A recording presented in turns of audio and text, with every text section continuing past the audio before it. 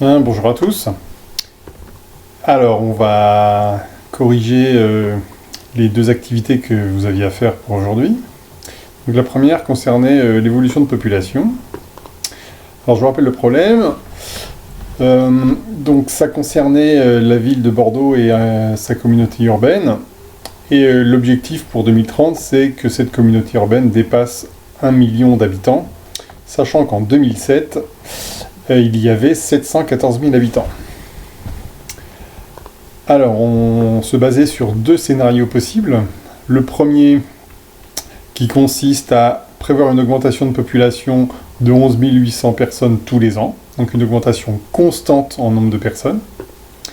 Et le second scénario, lui, c'est une augmentation constante, mais en pourcentage, c'est-à-dire que ça ne va pas être le même nombre de personnes tous les ans, puisque le pourcentage est calculé sur l'année précédente. Et ici, cette augmentation est de 0,46% d'augmentation par an. On vous posait deux questions. En prenant 2007 comme année d'origine, calculez le nombre d'habitants en 2030 selon les deux scénarios. Et le projet Objectif 2030 sera-t-il atteint? C'est-à-dire, dans un des deux scénarios, aura-t-on dépassé 1 million d'habitants? Alors, pour le premier scénario, on peut se représenter les choses comme ça. Vous partez de 714 000, et puis on additionne 11 800, on obtient ici le nombre d'habitants en 2008, puis ici le nombre d'habitants en 2009, etc. Et puis il faudra le faire jusqu'en 2030. Donc on peut le faire plein de fois avec sa calculatrice. Ou alors on se rend compte qu'en fait on va ajouter 23 fois 11 800. Donc il suffit de partir de 714 000, d'ajouter 23 fois 11 800, et on obtient 985 400. Ici, le calcul est écrit sur cette ligne. Donc l'objectif n'est pas atteint selon ce scénario, puisqu'on n'a pas dépassé 1 million. Alors, deuxième scénario, on augmente de 0,46%. Alors là, le plus simple, c'est de se souvenir, vous l'avez vu en troisième, que quand on augmente d'un certain pourcentage, par exemple si vous augmentez de 25%, vous multipliez par 1,25. Donc ici, on multiplie par 1,0046, et on va le faire 23 fois. Alors on pourrait, pareil, avec la calculatrice, multiplier par 1,0046, puis à nouveau par 1,0046 et le faire 23 fois. Ou alors on utilise les puissances, on dit qu'on va directement multiplier par 1,0046 à exposant 23. Et si on fait le calcul, on trouve 793 490. Et donc l'objectif n'est toujours pas atteint selon ce scénario. Bien, donc en fait, dans un cas, on ne fait qu'ajouter le même nombre. Dans l'autre cas, on ne fait que multiplier par un même nombre. Alors ça, en mathématiques, quand on fait ça, on construit des suites qu'on appelle des suites arithmétiques et des suites géométriques. Alors petit résumé, ça c'est ce qui sera écrit dans le cours. Une suite arithmétique, c'est une suite pour laquelle on passe d'un terme au suivant en ajoutant toujours le même nombre ici, qui s'appelle petit r. Donc une suite arithmétique, s'il existe un nombre petit r tel que pour passer d'un terme au suivant, on additionne toujours par le même nombre. Alors, si c'est pas le même nombre, du coup, c'est pas du tout une suite arithmétique. U0, ça s'appelle le premier terme, et R, ça s'appelle la raison de la suite arithmétique. Donc, typiquement, nous, dans notre exemple, notre suite UN, elle était définie par U0 égale 714 000, le nombre d'habitants au départ. Et en fait, pour passer d'un terme au suivant, on additionnait 11 800. Alors, les termes suivants, c'était U1, donc on part de U0, on additionne 11 800, on trouvait 725 800, puis pour trouver U2, on part du précédent, on ajoute à nouveau 11 800, etc. Donc ici, une telle suite est appelée une suite arithmétique, de raison 11 800, et le premier terme, 714 000. Alors, ce qu'on aurait pu faire aussi, c'est, ici, U0, U1, c'est U0 plus une fois la raison. Mais si vous voulez calculer U2, vous pouvez aussi partir du premier terme, U0, et d'ajouter 2 fois la raison. Et puis U3, vous pouvez toujours partir du premier terme et vous ajoutez 3 fois la raison. Ce qui amène naturellement à dire que si vous avez une suite qui est arithmétique de raison R, vous pouvez directement accéder à n'importe quel terme de la suite arithmétique. Il suffit de partir du premier terme et d'ajouter n fois la raison. Ça se visualise très très bien ici. Vous avez U0. Et à chaque fois, vous ajoutez toujours le même nombre. Et bien, si vous voulez passer de U0 à UN, vous ajoutez n fois la raison. Pour aller à U2, 2 fois la raison. Pour aller à U3, vous faites 1, 2, 3 fois la raison. Donc pour aller à UN, c'est n fois la raison. Ça s'écrit ici comme ça. Voilà. Pour les suites arithmétiques. Donc on se souvient, une suite arithmétique, on additionne toujours par le même nombre. Alors, il est tout aussi possible aussi de calculer UN, mais pas forcément en fonction de U0, mais par exemple, on aurait pu le calculer à partir de U1 ou à partir de U2. Par exemple, si on part de U1 10 P, n'importe lequel, hein, ici P ça peut être 1, 2, 3. En fait, pour passer de UP à UN, vous additionnez R fois, enfin vous additionnez la raison, vous faites plus R, plus R, plus R, et vous le faites combien de fois? Pour passer de UP à UN, vous le faites N moins P fois. Donc c'est pour ça que UN, c'est aussi UP plus N moins P fois R. Si vous remplacez P par 0, vous retrouvez la formule qui est ici. Voilà. Maintenant, les suites géométriques. Alors une suite géométrique, c'est le même principe que les suites arithmétiques, sauf qu'en fait on ne va pas additionner, on va multiplier. Donc ici, une suite est géométrique, s'il existe un nombre réel Q, alors on l'appelle Q et pas R pour bien distinguer les deux types de suites en général. Et ici, on passe d'un terme au terme suivant en multipliant toujours par le même nombre Q. À nouveau, U0 s'appelle le premier terme, et Q ça s'appelle la raison et de la suite géométrique. Alors, l'exemple que nous, on a traité, le premier terme U0, c'était 714 000, toujours, mais cette fois-ci, UN plus 1, c'est UN fois 1,0046. Et la raison, ici, c'est 1,0046, parce qu'on passe toujours d'un terme au suivant en multipliant par ce nombre-là. Donc U1, c'est U0 fois la raison, on trouvait. U2, c'est le terme d'avant U1 fois la raison. Et U3, c'est le terme d'avant fois la raison, etc.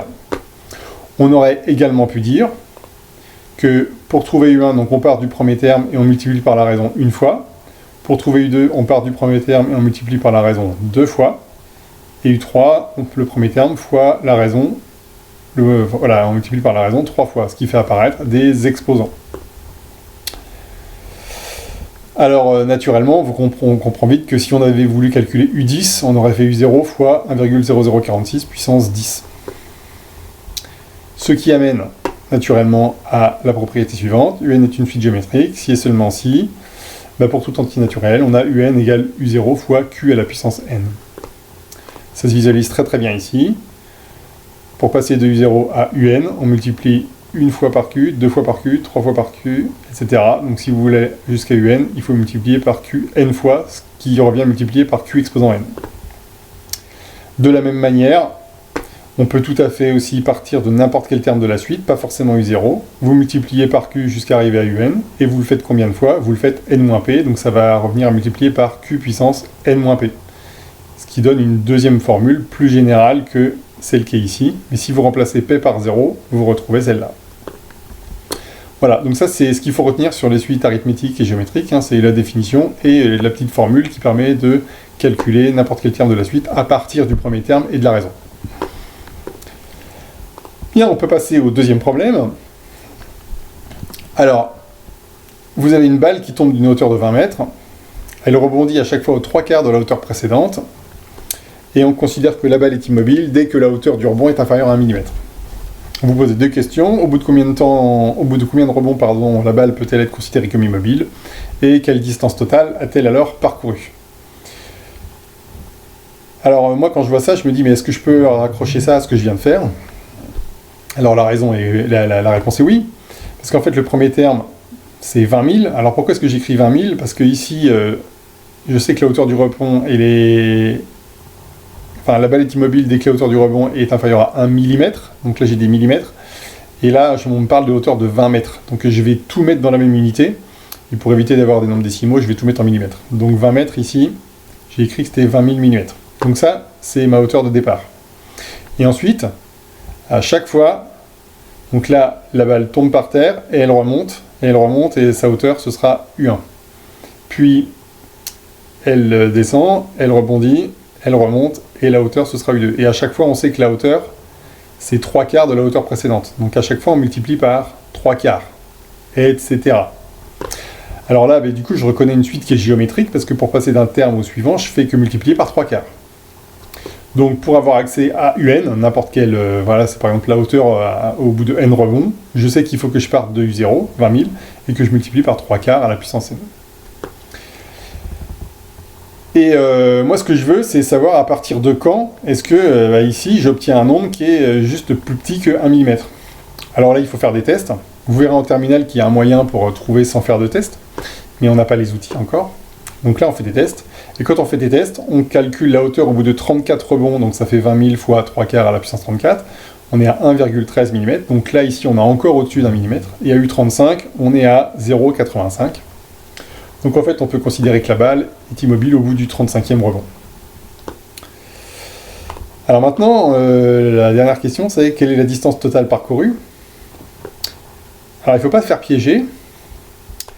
Alors la distance totale parcourue, c'est ceci. Alors pourquoi?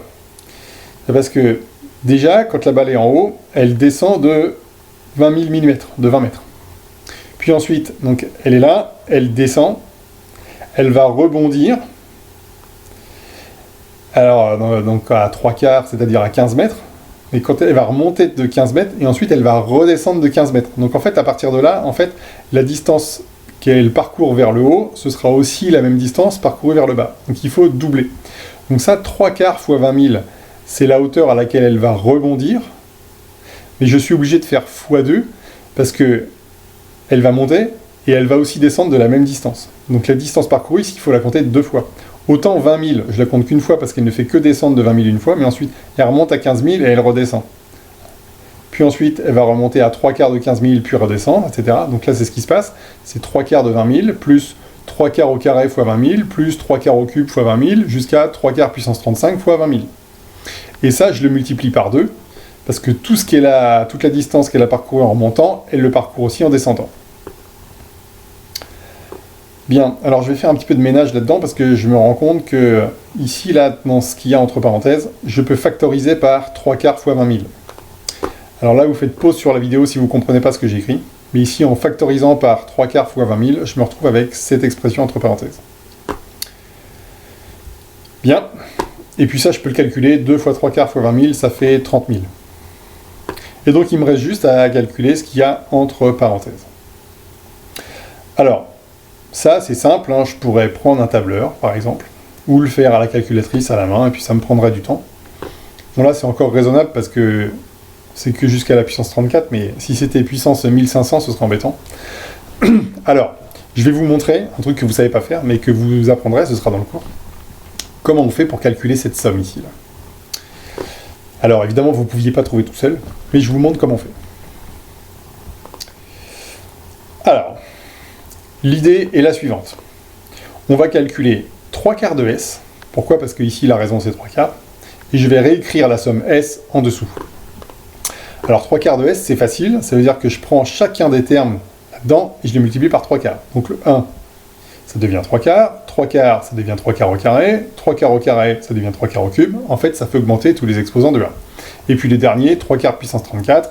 Il devient 3 quarts puissance 35. Alors ici, j'ai 3 quarts puissance 34 parce que celui qui est avant ici, là dans la somme S, c'est 3 quarts puissance 33. Et puis la somme S, je la réécris. Et ce que je vais faire, c'est que maintenant, je vais soustraire ces deux égalités. Ok? Je vais faire cette égalité-là moins celle-là. Donc ça veut dire que je vais commencer par calculer 3 quarts de S moins S. Ça, c'est facile. Ça fait moins 1 quart de S. Et ensuite, tous ceux qui sont là, je vais leur enlever tous ceux qui sont sur la deuxième ligne.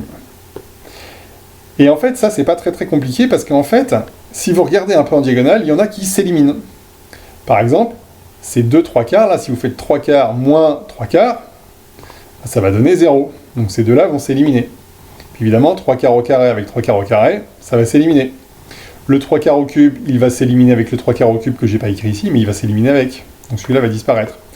Et puis le 3 quarts qui est à la puissance 33, là, il va s'éliminer avec le 3 quarts qui est à la puissance 33, ici. Et enfin, ces deux-là, les 3 quarts exposant 34, ils s'éliminent également. Donc en fait, ils s'éliminent quasiment tous quand je les soustrais. Il me reste juste que le terme qui est ici, 3 quarts à la puissance 35, et le 1. Ah ben voilà, ça va être facile de calculer S désormais. Puisque si je veux calculer S, il suffit juste que je multiplie par moins 4 à gauche pour éliminer le moins quart, et je suis obligé de multiplier par moins 4 à droite, qui va s'écrire S c'est moins 4, facteur de 3 quarts puissance 35 moins 1. Alors ça se calcule très bien. Alors vous voyez ici, il n'y a plus du tout de pointillé, hein. Ça je peux le taper à la calculatrice, ça va hyper vite.